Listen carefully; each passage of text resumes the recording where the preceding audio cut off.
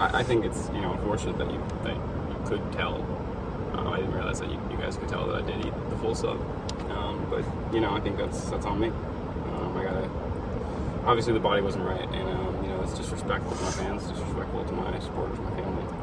To come into such a big game, and, not be physically ready. There's no excuse for that. So I just gotta decide. Yeah, I heard about the sub. I think it's blown out of proportion. I think if I were to eat a sub, obviously Michael's talking about the effect it had on him. If I ate a sub, it would be the healthiest food I ate that month.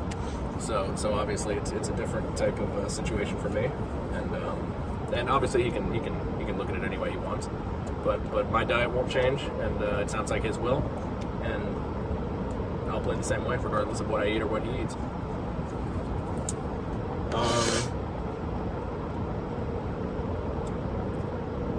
Well, I think she just arrived late.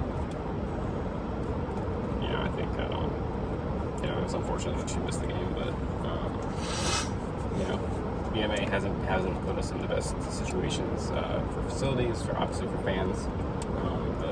The local infrastructure and roads, I don't think can support what the BMA needs, and we've been calling on it for 2 years now, haven't gotten anywhere, and I think those will be discussions throughout the season. Yeah, I think that's what it's all about. I mean, you look at the stats. I'm 2 for 2 for 3, and he was 2 for 20. That's 10%. So obviously, I'm happy with that. I'll let him continue to shoot those. I'm sure he will. I can't imagine he'll shoot them this poorly again. But I feel good after this game, and I feel good about my field goal percentage, which should have been calculated for us ahead of time, but because I don't have the ability to do that on the fly, but obviously a good percentage, and yeah, I'm very happy with the way it's panned out. I'm devastated with the way it's panned out so far. Obviously, the discrepancy here is just terrible. 2 for 2 from 3, almost 2 for 20. It's a lot of missed shots. I know I was forcing a lot. I got down early. Obviously, that's not very good. He got a third quarter possession. That's another big one. And yeah, obviously, I left some timeouts on the board there. I need to be using all those. So, nothing that I see in front of me. There wasn't a close game. I don't think anything that I would have changed would have given me the win. He came in with a different mindset. Obviously, a different. What was that? Not a different diet. Fried food.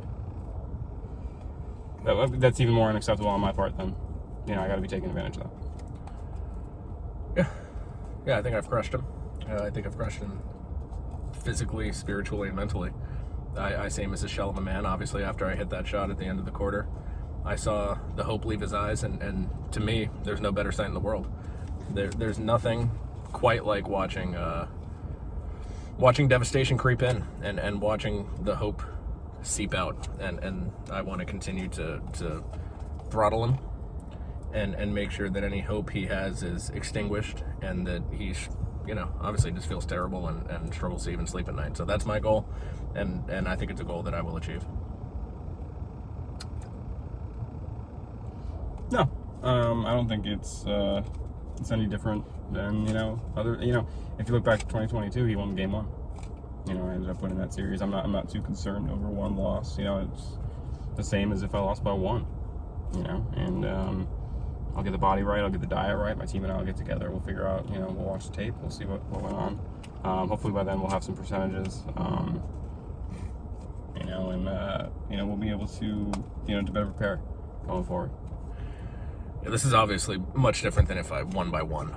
This is a dominating performance, and I was able to put my stamp on the game early. Again, I really don't know what my shooting percentage was, and obviously this is something for the Players Association to discuss with the BMA. Another letdown in a series of them, and. But obviously once I know my shooting percentage, I'll be able to work with that, and I'll be able to work that into next game. And God, I hope I shot well. I'm really curious to see how I shot this game. Yeah. He said a series. Oh, well, you know what? I'll agree with my opponent there. Obviously, a rim that doesn't have a net. A statistician that doesn't keep percentages. There's just the league's not setting us up for success right now. I'm just getting something here. I've just been handed a note, but I don't know who this is for.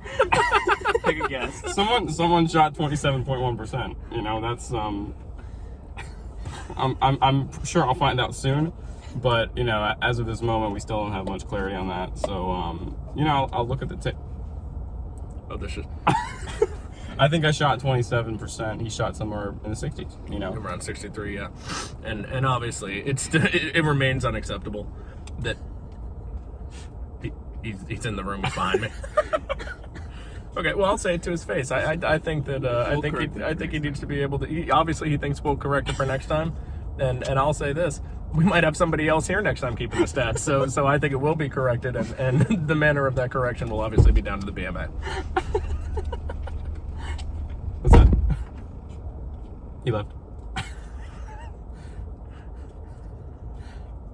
Well, I don't think it's all his fault. Where is it? See him in my mirror.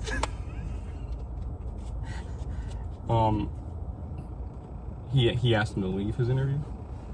I think that it's not the poor guy's fault. It was his first day on the job. The BMA probably didn't prepare him either. So there's a lot to look at. There's a lot that we have to ask of the league. But much more that I have to look inward and ask myself. I don't know if this game is for me anymore. And that's something that I really gotta reflect on. Yeah, this is my game. Thanks, guys. I can tell you this. On May 31st, 2024, I can assure you this will be a sweep, and I will win the 2024 BMA Championship after a 3-0 series. Thank you.